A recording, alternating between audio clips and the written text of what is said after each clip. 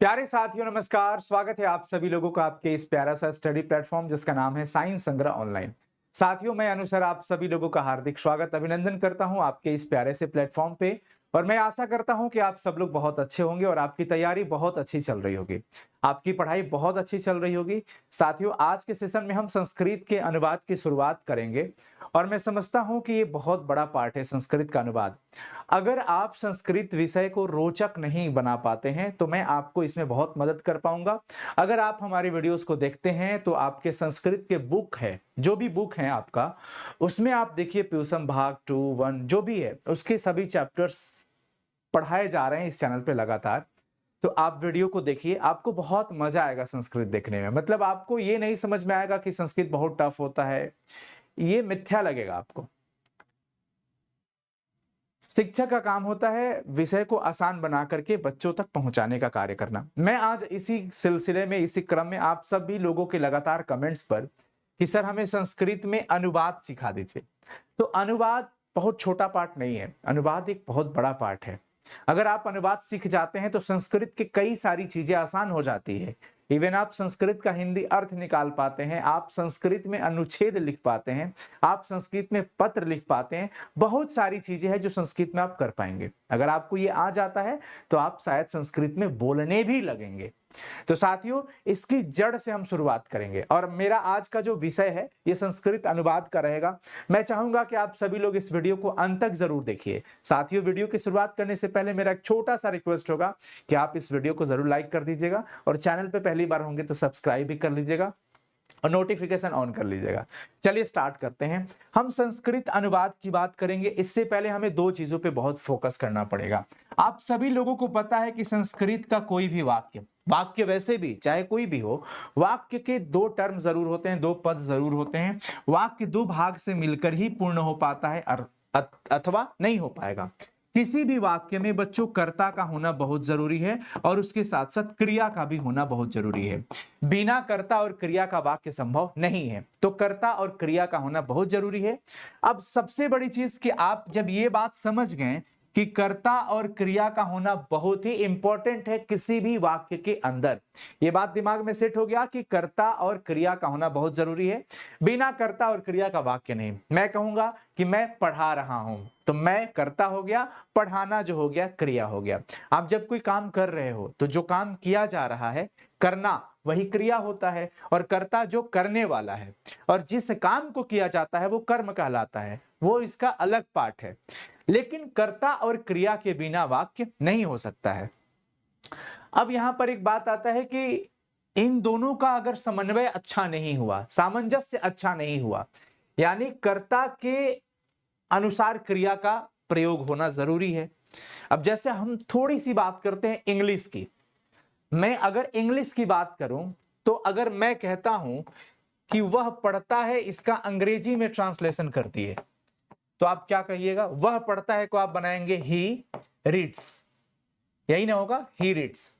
लेकिन मैं कहता हूं कि वे लोग जाते हैं, वे लोग जाते हैं, तो अब आप इसमें क्या करिएगा? कहिएगा दे गो, दे गो, गोज नहीं कहिएगा क्योंकि आप कर्ता के हिसाब से यहां एस या ईएस लगा रहे हो।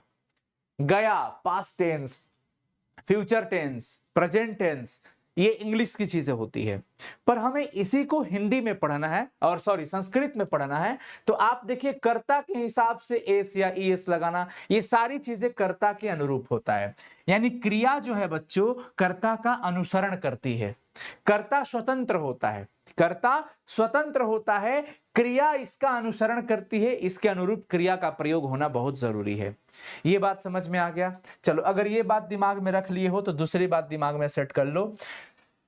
वचन, वचन जो है हम यहाँ संस्कृत में तीन पार्ट में पढ़ेंगे, तीन पढ़ते हैं। एक पढ़ते हैं हम एक वचन जो सिंगल के लिए, एक संख्या के लिए हो जाता है। दूसरा हो जाता है हमारा द्विवचन, दो के लिए हो जाता है।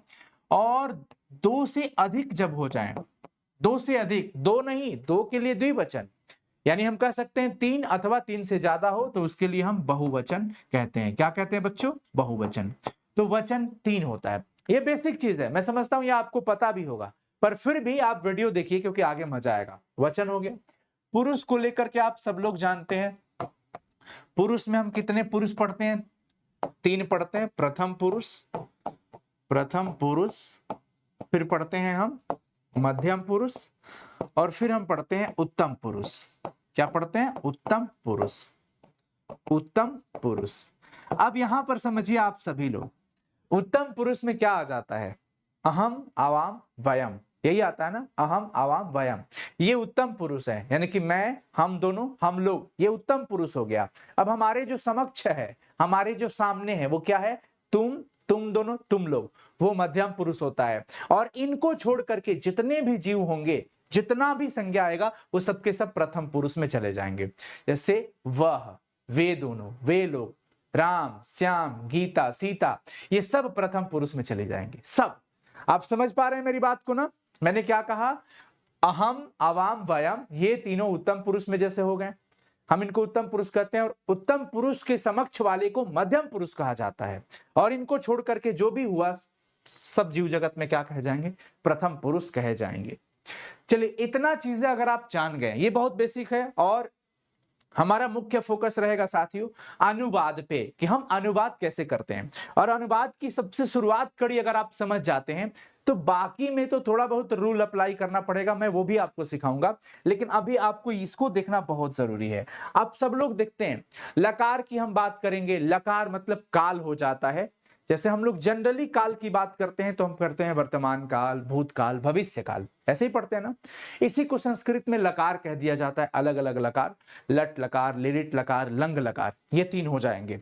अच्छा, जनरली आप देखो, आपको ना जो रूप पढ़ना पड़ता है साथियों, ध्यान रखना सभी लोग, आपको जो कर्ता का, मैंने आपके यहाँ पता है ना कि कर्ता और क्रिया, कर्ता का जो रूप पढ़ना होता है वो क्या होता है? ती, तह, अंति। नहीं, ये कर्ता का नहीं, कर्ता का तो सह तौते हो जाता है ना। हाँ सॉरी, सह तौ ते, यहां पर हो जाएगा त्वम, युवाम, यूयम, उसके बाद अहम, आवाम, वयम। अब ये आपको बिल्कुल ही याद रखना पड़ेगा। अगर ये नहीं याद है तो आप इसी वक्त इसको याद कर लीजिए, इसी वक्त याद कर लीजिए कि आपको पता होना चाहिए ये। अब देखो बच्चों, इसका जो रूप है, एक वचन, द्विवचन, बहुवचन में ये इस प्रकार से है, इधर प्रथम पुरुष, मध्यम पुरुष, उत्तम पुरुष। अब ये जो है, ये अगर आपको पता हो गया तो आप दुनिया का कोई भी बड़ा बड़ा अनुवाद आराम से बना सकते हैं। अब उस बड़े अनुवाद में आप जनरली गलती कहां करते हैं? जो नियम होते हैं, जो कारक के अनुसार चलना होता है, वो सब, और भी कुछ चीजें होती है, वो मैं आपको बताऊंगा। लेकिन पहले छोटे चीजों को समझना सीखो। जैसे आप जब इंग्लिश का ट्रांसलेशन सीखते हो तो पहले बहुत छोटे छोटे, मैं पढ़ता हूँ, वे दोनों घर जाते हैं, मैं विद्यालय कल जाऊंगा, ये छोटे छोटे ट्रांसलेशन ही सीखते हैं। उसके बाद बड़ा बड़ा आते हो, उसके बाद आप पास्ट में परफेक्ट वगैरह पे जाते हो, परफेक्ट कंटिन्यूअस पढ़ते हो। वैसे ही यहां पर भी कुछ होगा। प्रथम पुरुष का मतलब क्या हुआ कि भाई यहां पे सह तौते आ गया। अब सह का मतलब क्या होता है? सह मतलब हो जाता है बच्चों वह। तौ का मतलब चूंकि ये द्विवचन है तो वे दोनों हो जाएगा, वे दो या वे दोनों, ठीक है। उसके बाद ते का मतलब हो जाता है बहुवचन है, तो बहुवचन में बहुत सारे लोग होंगे तो ये लोग हो गया। द्विवचन में 2 लोग होंगे। अब जैसे यहाँ पर युवाम लिखा है तो युवाम का मतलब, जैसे यहाँ से त्वम मतलब तुम हो गया, त्वम का मतलब क्या हो गया बच्चों? तुम, तो त्वम तुम हो गया, तो बगल वाला द्विवचन है तो तुम दोनों हो जाएगा, तुम दो या तुम दोनों भी हो जाएगा। उसके बाद क्या होता है? यूयम, यूयम का मतलब हो गया तुम लोग, क्योंकि ये क्या हो जाता है बच्चों? बहुवचन हो जाता है। तो बहुवचन का मतलब बहुत सारे लोग। जब 2 तक रहता है तो उसको हम द्विवचन कहते हैं, लेकिन जब 2 से ज्यादा यानी 3 या 3 से ज्यादा हो जाए तो समझ जाइए कि वो हमारा क्या कहलाता है बच्चों? बहुवचन में चला जाता है। उसके बाद अहम का मतलब क्या हो जाता है? मैं या हम, मतलब मैं और हम के लिए हो जाता है। आवाम का मतलब हम 2 लोग, मतलब हम दोनों, हम दोनों। ये बहुत बेसिक है लेकिन शुरुआत तो यही से करनी पड़ेगी ना। उसके बाद बच्चों वयम, वयम का मतलब हम लोग। क्यों? क्योंकि देखो ये यहां पर क्या है? बहुवचन का पार्ट है। क्या है बच्चों? बहुवचन का पार्ट है। अब जैसे आप अंग्रेजी में पढ़ते हैं अंग्रेजी में पढ़ते हैं कि थर्ड पर्सन के सिंगुलर में अब क्या लगाते हो, क्रिया में एस या ईएस लगा देते हो, वर्ब में एस या ईएस लगा देते हो। यहां पर सेम आपको क्या करना है बच्चों, इसको उठाकर इस पे चिपका देना है, इसको उठा करके इस पे चिपका देना है। ये वर्तमान काल मतलब लट लकार का रूप होता है क्रिया का। ये आपने किसका देखा, कर्ता का देखा आपने, ये कर्ता का रूप देखा, ये कर्ता का रूप देखा आपने। ये किसका देखा बच्चों, कर्ता के 9 प्रकार आपको देखने को मिल गया। 3 3 6 3 9, ये कर्ता के कितने प्रकार हो गए बच्चों, 9 प्रकार। अब आप इसी के अनुसार 9 प्रकार के अनुसार 9 क्रिया देखोगे, 9 क्रिया का रूप देखोगे। कितना, क्रिया का 9 प्रकार। क्यों 9 प्रकार, क्योंकि भैया कर्ता हमें 9 रूपों में मिल रहा है, कर्ता हमें 9 रूपों में मिल रहा है, तो 9 रूपों में क्रिया ही होगी। क्यों, क्योंकि कर्ता के अनुसार क्रिया चलती है। क्रिया का काम है कर्ता को फॉलो करना, क्रिया का काम है कर्ता को फॉलो करना, क्रिया कर्ता की अनुसरण करती है। अब इसके अनुसार क्रिया में रूप क्या होता है बच्चों, गौर करना। अब इसमें भी क्रिया में अलग अलग लकार है। हम बात कर रहे हैं वर्तमान काल की, जिसमें हम लोग जनरली एक छोटी सी अगर पहचान की बात करें तो जो कार्य हो रहा है, बोलने तक चल रहा है कि वह घर जा रहा है, मतलब अभी भी जा रहा है। वह पढ़ता है, मतलब अभी भी, मतलब पढ़ता है, मतलब पढ़ता है, वर्तमान में है। ऐसा तो नहीं कि उसने पढ़ लिया या पढ़ेगा, पढ़ता है मतलब प्रेजेंट, काम चालू है। बोलने तक जारी है, वो कंटिन्यूअस में आता है। अब हम यहाँ अंग्रेजी तो नहीं पढ़ रहे हैं, पर अंग्रेजी को अनुवाद, अंग्रेजी को संस्कृत के साथ कनेक्ट कर रहे हैं। आप सभी लोगों को पता है कि विश्व की समृद्ध भाषाओं की जननी संस्कृत है। संस्कृत देवों की वाणी है, देववाणी है। दंडी ने कहा है, आचार्य दंडी जी ने यह बात कहा कि भाई संस्कृत जो है ये देववाणी है, देवताओं की वाणी है, देवताओं ने मिलकर इसको बनाया। तो भाई अंग्रेजी हो या कुछ भी हो, सब तो इसी से निकला। अब प्रथम पुरुष में हम क्या भरेंगे, लट लकार कहते हैं वर्तमान काल को, याद रखना, ती तह अंति। अब ये हमारा एक सूत्र टाइप का हो गया, ती तह अंति, सी थह थ आमी आवह आमह। अब ये बेसिक चीज है और ये आपको याद होना चाहिए। आमह, ये बच्चों जो 2 आप बिंदी देख रहे हैं, ये इसको विसर्ग कहते हैं और इसका उच्चारण ह के रूप में होता है। आमी, आवह, आवह, आमह, आमह। समझ गए। अब चलो इसको उठा के इस पे रख दिया तो पता चला एक वचन वाला सह के अनुसार ती चलेगा, तो के अनुसार तह चलेगा, ते के अनुसार अंति चलेगा। समझ रहे हो। इसका प्रथम पुरुष का एक वचन, प्रथम पुरुष के एक वचन से, द्विवचन द्विवचन से, बहुवचन बहुवचन से। मध्यम पुरुष में जैसे त्वम की बात आएगी तो त्वम के लिए मध्यम पुरुष में सी, युवाम के लिए था, युयम के लिए था। उसके बाद उत्तम पुरुष में अहम रहेगा तो यहां पे इसको लगाना है, अहम के लिए आमी का प्रयोग करना है। अहम के लिए किसका प्रयोग करेंगे बालक, आमी का। आवाम के लिए आवह का प्रयोग करेंगे और वयम के लिए आमह का प्रयोग करेंगे। समझ रहे हो आप सभी। तो इसको पूरा का पूरा फिट कर देना है। और ये सिर्फ ना ही वर्तमान काल में, जबकि ये भूतकाल में भी, भविष्यत काल में भी। आगे भी हम और सारे लकार पढ़ेंगे, अभी हम मुख्य 3 लकार की बात करेंगे। अब मैं अगर आपको इस पर एक छोटा सा एग्जांपल दूं कि वह पढ़ता है, अभी हम कर्म इसमें नहीं घुसाएंगे, अभी सिर्फ छोटा छोटा सा देखेंगे। वह पढ़ता है तो वह का संस्कृत अनुवाद क्या होता है, ये समझना है। आपको पता है वह के लिए क्या होता है, सह। तो हम क्या कहेंगे कि वह की जगह पे क्या हो गया, सह, सह। अब पढ़ता है केवल है तो पढ़ता है, ता है से क्या पता चल रहा है, लकार कौन सा है। हमें सबसे पहला जब भी अनुवाद बनाना होगा, हमें ये सबसे पहले तय करना पड़ेगा कि हमारे जिस वाक्य का अनुवाद करना है वो वाक्य किस लकार में दिया है, कौन सा टेंस है, कौन सा काल है, लकार कौन सा है। तो हमने देखा वो पढ़ता है, ता है, ती है, जनरली वर्तमान काल का होता है। तो ये वर्तमान काल है, वर्तमान काल का मतलब लट लकार, और लट लकार का सूत्र क्या होता है, ती तह अंति, सी थह थ, आमी आवह आमह। अब आप यहां पे चलो, सह कहां पे दिख रहा है, प्रथम पुरुष के एक वचन में। तो प्रथम पुरुष के एक वचन में ती है, यानी इसका धातु शब्द पठ होता है। पठ मतलब क्या होता है, पढ़ना। पठ, ती लगा देंगे, इसमें क्या लगा देंगे, ती लगा देंगे, ती। समझ गए। चूंकि वर्तमान काल है ये, तो ती लग गया, सह पठती। क्या हो गया, सह पठती। अब मान लीजिए आपसे पूछे, 1 सेकंड रुक जाओ। हाँ चलो यहां पे देखो, अब जैसे मान लो बच्चों, जैसे मान लीजिए आपसे पूछ दिया वे लोग विद्यालय जाते हैं। अब देखो आप अब खुद बनाने लगोगे, कॉन्फिडेंस आएगा, धीरे धीरे आ जाएगा। और छोटा अनुवाद सीख गए बनाना बच्चों तो बड़ा अनुवाद तो मैं गारंटी करता हूं आपको सिखा दूंगा, यू चुटकियों मैडम ऐसे ही। और बोर्ड एग्जाम में तो एक भी ऐसा अनुवाद होगा नहीं होगा जो आप छोड़ोगे, बिल्कुल नहीं छूटेगा, एकदम 100% बनाओगे। लेकिन शुरुआत यहीं से करनी पड़ेगी। वे लोग का क्या होता है संस्कृत अनुवाद? ते होता है। अब देखो ते का मतलब क्या होता है? वे लोग। अब आपका ये जो वाक्य दिया है ये कौन सा लकार में है? तो हमने देखा भाई जाते हैं, ये तो वर्तमान काल है। तो वर्तमान काल का मतलब क्या होता है बालक? लट लकार। अब सह तौ ते, तो ते की जगह पे अंति लगा है, अंति मतलब बहुवचन के लिए है।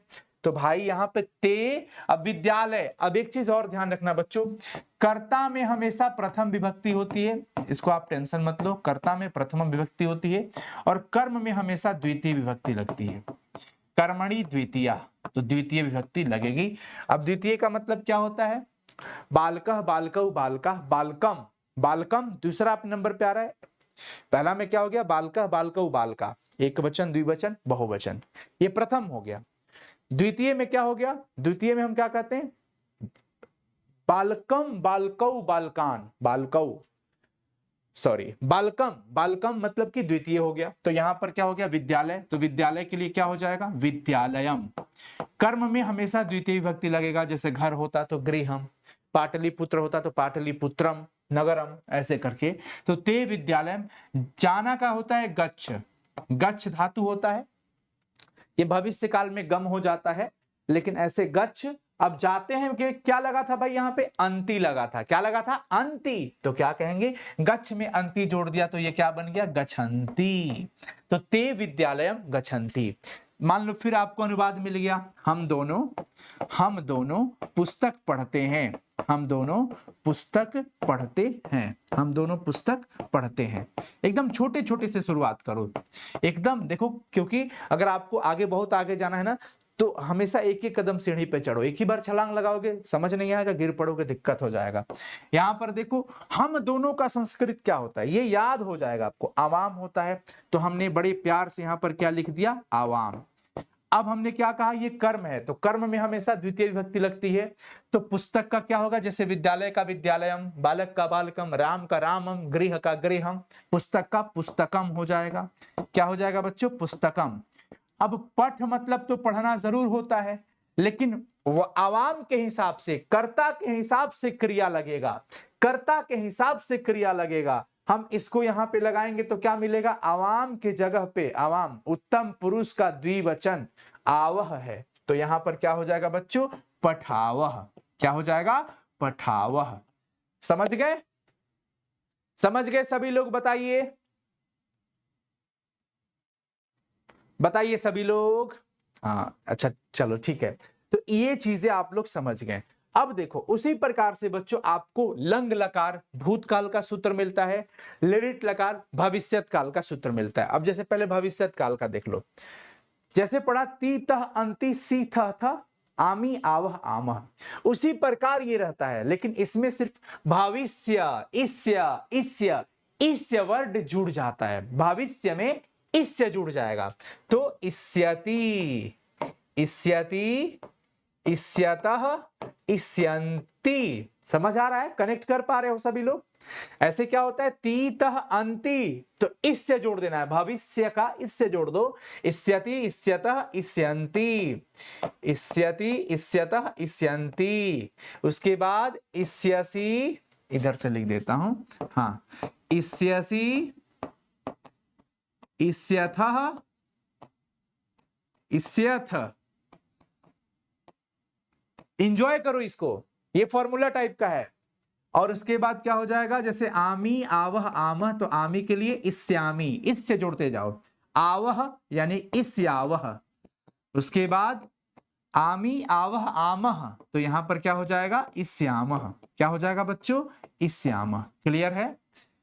तो इस्यति, इस्यतः, इस्यन्ति, इस्यसि, इस्यथा, इस्यथ, इस्यामि, इस्यावह, इस्यामः। अब चलो, जो अनुवाद आपने यहां पढ़ा कि भाई वे लोग विद्यालय जाते हैं और हम दोनों पुस्तक पढ़ते हैं। अब चलो, मैंने अगर दे दिया इसी में आपको कि हम दोनों पुस्तक पढ़ेंगे, सवाल आपका क्या आ गया?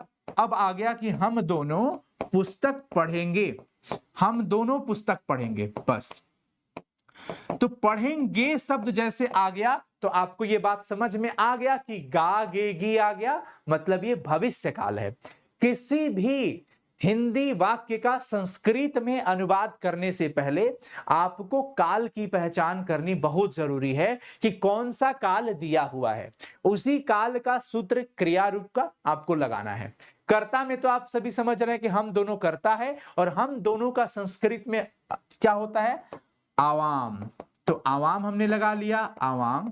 अब पुस्तक कर्म है, कर्मणे द्वितीया, कर्म में हमेशा द्वितीय विभक्ति लगती है, यानी कि दूसरी विभक्ति, जिसका क्या हो जाएगा? पुस्तकम, पुस्तकम। अब देखो, पढ़ेंगे, पठ मतलब पढ़ना है, लेकिन आवाम के हिसाब से जो फॉर्मूला होता है वो लगाना है। अब आवाम क्या कहता है? देखो यहां पे आता है ना, सह तौ ते, सह तौ ते, त्वम यूयाम यूयम, अहम आवाम वयम। तो आवाम कहां पे आ गया? इस्यावह पर। तो यहां पर क्या हो जाएगा बच्चों? इस्यावह। क्या कहेंगे हम? इस्यावह। तो आवाम पुस्तकम पठी स्यावह, पठी ई। अब पठ में ई जुड़ेगा तो ई कौन सा है? हर सही है, तो हर सही लग गया, पठी स्यावह। क्या लग जाएगा? पठी स्यावह। आ गया समझ में? आवाम पुस्तकम पठी स्यावह। इस प्रकार से आप करते हो, उसी प्रकार से देख लो सभी लोग। भूतकाल का सूत्र रहेगा बच्चों। भूतकाल में क्या लगता है? त, ताम, अन। ठीक है? अह, अह, तम, त, अम, आव, आन, ये आता है। तो साथियों, ये जो है ये भूतकाल का सूत्र हो गया। क्या हो गया? भूतकाल का। त, ताम, अन, अह, तम, त, अम, आव, आम। अब इसमें जैसे मान लो कि वे लोग गए, मैंने जैसे मान लो एग्जांपल दे दिया, क्या? वे लोग गए, वे लोग गए। अब गए का मतलब क्या हो गया? कि वो चले गए, वे चले गए। तो वे लोग का क्या होता है? सह तौ ते, तो ते हो गया हमारा वे लोग का। तो आपने क्या देखा कि ये भूतकाल में है। अब इसमें क्या होगा कि आप धातु शब्द के पहले भूतकाल के लिए अ लगाना पड़ता है, ठीक है ना? तो गच्छ का मतलब होता है जाना, लेकिन अगच्छ होगा। ते के लिए क्या हो गया? अन है ना, तो गच्छन, ते गच्छन, इसमें लगा देंगे, अन वाला रूप लगा देंगे ना, ते। लेकिन गए भूतकाल है ना, तो अ शुरू में अ लगाना पड़ता है। इसमें क्या लगता है बच्चों? अ लगता है। इसमें याद रखिएगा सभी लोग, क्या लगता है? अ लगता है। भूतकाल के लिए धातु शब्द के रूप में पहले हम क्या लगा देंगे? अगछन। जैसे वे लोग पढ़े या वे लोग पढ़ लिए, तो उसमें क्या हो जाएगा भाई? अपठन, अपठन। समझ रहे हो सभी लोग?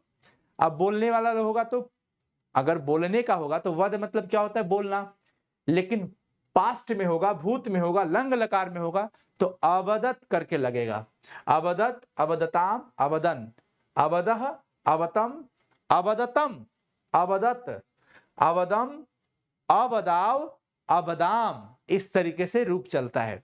आपको थोड़ा सा शुरू में ऐसा लग रहा होगा ऑकवर्ड टाइप का, लेकिन नहीं है, बहुत अच्छा लगेगा आपको। अब आइए, इसी तरीके से फिट करना है। जैसे आप लोग यहां पे फिट किए ना, एक ही फॉर्मूला है, कर्ता के अनुसार क्रिया का अनुसरण होगा। क्रिया हमेशा कर्ता को ही फॉलो करेगी, क्रिया हमेशा कर्ता को फॉलो करेगी। इस चीज का पूरा ध्यान रखना है। अब आइए, कुछ अव्यय मैं आपको बता देता हूं सभी लोग। च का मतलब क्या होता है? और होता है। च का मतलब क्या हो गया बच्चों? और होता है। वा मतलब या, जैसे कह दिया गया ना कि राम या श्याम, तो राम या श्याम। जैसे अब ये जो है च और वा, इसका प्रयोग हमेशा शब्द के पीछे में होता है। जैसे मैं आपसे कह दिया राम और श्याम, राम और श्याम। समझिए सभी लोग मैं क्या बोल रहा हूं? राम और श्याम। तो इसका संस्कृत में कैसे करोगे? तो पहले तो ये कर्ता है, तो कर्ता में प्रथम व्यक्ति राम का राम हो जाएगा, राम। अब और के लिए च यहां पे मत लगाना, ये शब्द के पीछे आएगा, यानी कि राम और फिर श्याम का भी कर लो, श्याम, और तब जाके च लिखना, राम श्याम च। रामः च श्याम नहीं होगा। च का ये ऐसा अव्यय है, च वाला, वा हो गया, ही हो गया, ही, ये सब ऐसा है जो शब्द के पीछे आता है, यानी कि बाद में आता है। तो राम और श्याम का मतलब रामः श्यामः च, रामः श्यामः च। ठीक है, जैसे मान लो हमने कह दिया मोहन या सोहन, हमने क्या कह दिया, मोहन या सोहन। तो ये दो शब्दों को तो बिल्कुल ही आपको याद रखना है, ये दोनों को, मोहन या सोहन। तो या को क्या कहते हैं संस्कृत में, वा कहते हैं। तो पहले इसका प्रथम रूप, जैसे राम का क्या लिखे थे, राम, तो मोहन का क्या हो गया, मोहन। अब यहां पर या के लिए वा अभी मत लिखो, बीच में नहीं लिखना है, मोहन, पहले सोहन का भी कर लो प्रथम, मोहन सोहन, तब या का संस्कृत होगा वा। तो मोहन सोहन वा, समझ में आ रहा है, क्लियर है। थोड़ा सा मतलब आप लोग ध्यान दो, बहुत मजेदार चीज है, अच्छा लगेगा। अद्य का मतलब आज होता है, अद्य का मतलब क्या होता है बच्चों, आज। हेयः मतलब कल, जो बीत गया, जो बीता हुआ कल, जो चला गया कल, उसको हेयः पढ़ते हैं, हेयः, हेयः, ऐसे हेयः। ठीक है। स्वः, अब ये स्वः है, स्वः, स्वः का मतलब आने वाला कल, और जो परसों है परश्वः, परश्वः मतलब आने वाला परसों। किम मतलब क्या होता है, कथम मतलब क्यों होता है, किमर्थम मतलब किस लिए, अपि मतलब भी, एव मतलब ही होता है, तू मतलब तो होता है, न मतलब नहीं होता है, कह मतलब कौन होता है, क्व चाहे कुत्र मतलब कहां हो गया, इह चाहे अत्र मतलब यहां हो गया, तत्र मतलब वहां हो गया, यत्र मतलब जहां हो गया, एकत्र मतलब एक जगह, अन्यत्र मतलब दूसरी जगह, सर्वत्र मतलब सभी जगह। ये स्क्रीनशॉट ले लो आप सभी लोग, इसका फटाफट से ले लो स्क्रीनशॉट, रेडी 1 2 3, स्क्रीनशॉट खत्म। ये बहुत काम आने वाला है, इतना आपको बिल्कुल पता होना चाहिए। ये कुछ इंपॉर्टेंट अवयव है, बाकी तो मैं आपको धीरे धीरे सब कुछ देते रहूंगा। अब आइए मैं आपको कुछ अनुवाद बताता हूं, कुछ अनुवाद बताता हूं, मिल के सॉल्व करेंगे हम लोग, अनुवाद को मिल के सॉल्व करेंगे। आप भी पेन पेपर निकाल लीजिए और मैं भी यहां पर हूं, आइए मिल के बनाते हैं, मिल के सॉल्व करते हैं। सबसे पहला है कि राम और श्याम, तो यहां पर और वाला आ गया। तो अभी हमने क्या सीखा कि राम, और के लिए च अभी नहीं लिखेंगे, राम श्याम पहले कर लेंगे, राम श्याम च। भाई लेकिन अगर समझ आए तो बिना कमेंट के मत जाना प्लीज। राम श्याम च, अभी हमने सिर्फ इतना का अनुवाद किया है। अब हमने लकार देखा, यानी कि काल पहचाना कि कौन सा लकार है, पढ़ते हैं, ताहे ती है मतलब ये वर्तमान काल है। तो राम श्याम च, अब यहां पर देखिए राम और श्याम पढ़ते हैं, तो आपको चलना है किधर, वर्तमान काल में चलना है। कहां चलना है भाई, वर्तमान काल, हम कहां लिखे थे, हाँ। अब आपको वर्तमान काल में चल के देखना है, और यहां पे अब आप देखिए कितना बढ़िया से आप आराम से देख सकते हैं, आप आराम से देख सकते हैं यहां पे, हाँ ये है ना। अब राम और श्याम दो लोग हैं, दो लोग हैं, तो ये एक के लिए ये हो गया, दो लोगों के लिए मध्यम पुरुष, सॉरी प्रथम पुरुष होंगे ना ये, क्योंकि ये सिर्फ होंगे मध्यम, ये सिर्फ होंगे उत्तम। तो तौ का मतलब वे दोनों, तो वे दोनों में तो राम और श्याम भी आ सकता है ना। तो यहां पर सह तौ ते ती तह, तह आ गया, वर्तमान काल में तह आ गया। तो हम यहां पे क्या लगाएंगे बच्चों, राम श्याम च पठतः ती तह, तो पठती पठतः। क्लियर है, कैसे आया, वर्तमान काल है और दो लोग हैं तो द्विवचन के लिए पठता। मोहन या सोहन रहता है। अब बताइए मोहन या सोहन को आप क्या लिखोगे, मोहन या सोहन को क्या लिखोगे, अब इसमें तो ये एक ही वचन है, यहां पे राम और श्याम पढ़ते हैं मतलब दोनों पढ़ते हैं, यहां पर मोहन या सोहन, तो मोहन, मोहन, मोहन सोहन वा, क्योंकि या लगा है ना, और ये बाद में ही लगता है, बीच में नहीं लगाना। तो मोहन या सोहन रहता है। अब ये देखो ये वर्तमान काल है कि भूतकाल है कि भविष्यत काल है, कौन सा काल है, तो हमने पहचाना ये तो ताहेती है, तो ये तो वर्तमान काल है, लट लकार है। तो रहना मतलब वस होता है, वसती वसतः वसंती, तो वसती लग जाएगा क्योंकि ये वचन एक ही में आएगा। आप कौन है, आपके लिए संस्कृत में भवान कहा जाता है, क्या कहा जाता है, भवान। देखो बच्चों तुम को ही आप कहते हैं, लेकिन संस्कृत में आदर सूचक में आप कह दिया जाता है। अगर सामने वाले को हम तुम कहते हैं लेकिन उनको आदर से बोलना है तो तुम के जगह पे हम आप कहते हैं। संस्कृत में आपका जो संस्कृत में शब्द होता है आपका, वो भवान होता है। क्या होता है? भवान। भवान मतलब आप। अब देखिए आप कौन है, तो कौन का मतलब यहां पे देखिए क्या है? कह। कह लगा है ना। कौन मतलब क्या होता है? कह। यहां पर देखो तो भवान कह मतलब आप कौन है को क्या कहते हैं? अस्ति। इसका भी रूप चलता है, अभी हम उस पे भी आएंगे। आप कहां रहते हैं? अब इसको आप बताइए कि आपके लिए आप क्या कहिएगा? आपका मतलब तो भवान हो गया, तो ये क्या हो गया बच्चों? भवान। और कहां, कहां के लिए क्या लिख सकते हो? या तो क्व लिख दो या कुत्र लिख दो, बात बराबर है। कुत्र भी लिख सकते हैं, कुत्र या क्व। क्व है तो कुत्र या क्व। आप कहां रहते हैं? भवान कुत्र रहते हैं? आप कहां रहते हैं? तो आप यहां पर देखिए सभी लोग, यहां पे आपको समझना है कि आप कहां रहते हैं। ये सिंगल आपके लिए लग रहा है ना, तुम के लिए नहीं लग रहा है। तो वसती, वसती। आप क्या करते हैं? फिर यहां पर आपके लिए क्या हो जाएगा? भवान। और क्या के लिए देखो यहां पे क्या कहीं पे दिख रहा है? क्या के लिए? क्या के लिए? हाँ दिख गया। क्या के लिए दिख गया ना जी। कि मतलब क्या होता है? क्या। देखिए कहीं पे तो हम अभी देखे थे कि मतलब क्या।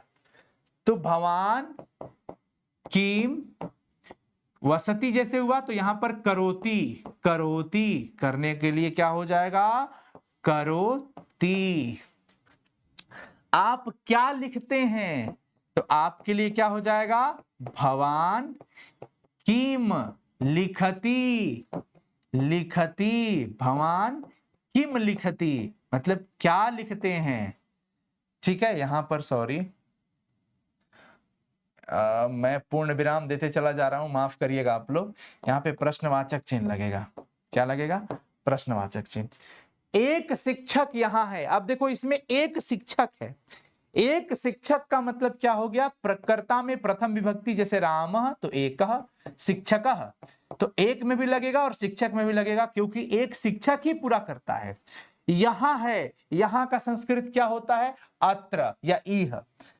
अत्र तो एक शिक्षक कह, अत्र है के लिए क्या लग जाएगा? अस्ति। अस्ति। अब चलो, आप कब मिलते हैं? आप कब मिलते हैं? अब देखिए आपके लिए हम क्या इस्तेमाल करते हैं बच्चों? भवान। भवान। अब कब का संस्कृत कदा होता है। कब का क्या होता है? कदा। कहीं तो हम लिखे नहीं, लिखे थे क्या? ठीक है कोई बात नहीं, यहां लिख देता हूं। कदा मतलब कब होता है बच्चों, मिस्टेक से छूट गया होगा। कब, तो यहां पर हम क्या लिख देंगे? भवान कदा मिलती। कदा मिलती।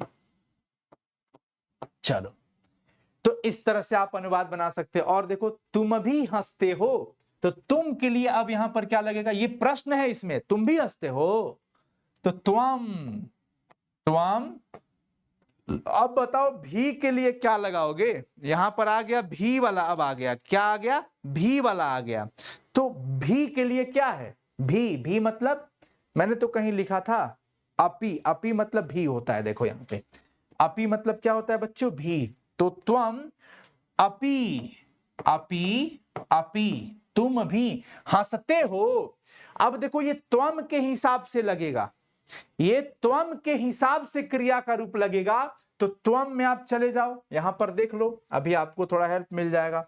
यहां पे त्वम है, यानी कि ती तह अंति सी। सी आएगा ना वर्तमान काल में, लट लकार में सी।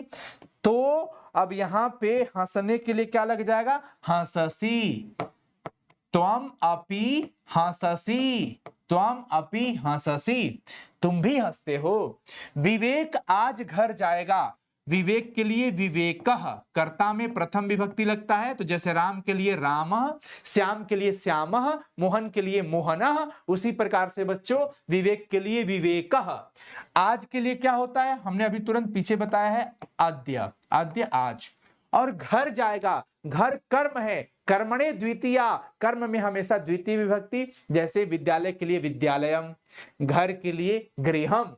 तो विवेकः अद्य गृहम गृहम, जाएगा। अब गा गेगी, लकार पहचान लेना है।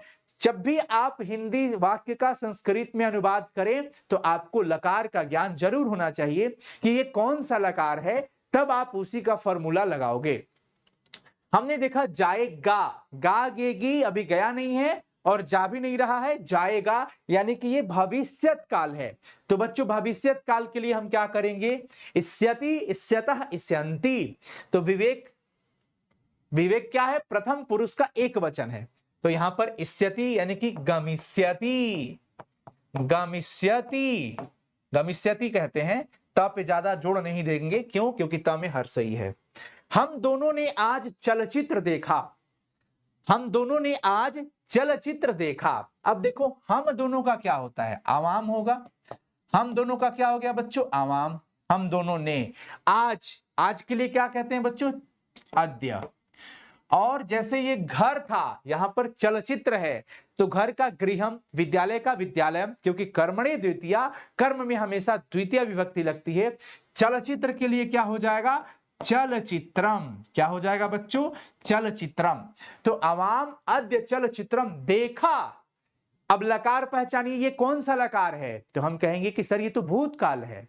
भूतकाल का मतलब लंग लकार हो गया, और लंग लकार में क्या लगता है बच्चों, उसका आप सूत्र देख लीजिए।